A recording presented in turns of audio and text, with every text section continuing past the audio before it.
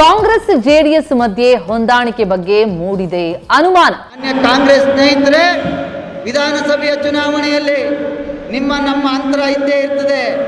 ಆದರೆ ಈ ಲೋಕಸಭೆಯಲ್ಲಿ ನಾವಿಬ್ಬರು ಮೈತ್ರಿಯ ಸರ್ಕಾರವನ್ನು ಮಾಡಿದ್ದೀವಿ. ಮೈತ್ರಿಯ ಒಂದು ಇಡೀ ದೇಶಕ್ಕೆ ಕುಮಾರಣ್ಣರವರು ಕೊಟ್ಟ ಸಂದೇಶ ತಲುಪಬೇಕು ಅಂತ ಹೇಳಿದ್ರೆ ಮಂಡ್ಯ ಲೋಕಸಭೆಯಿಂದ ಪ್ರಾರಂಭ ಆಗಬೇಕು.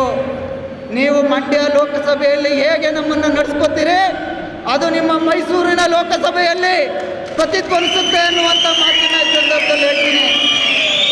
ನೀವು ನಮ್ಮನ್ನು ತಪ್ಪಿಕೊಂಡ್ರೆ, ನೀವು ನಮ್ಮನ್ನು ಮಂಡ್ಯ ಲೋಕಸಭೆಯಲ್ಲಿ ತಪ್ಪಿಕೊಂಡ್ರೆ ನಿಮ್ಮನ್ನು ಮೈಸೂರು ಲೋಕಸಭೆಯಲ್ಲಿ 5 ಸಾರಿ ತಪ್ಪಿಕೊತೀವಿ.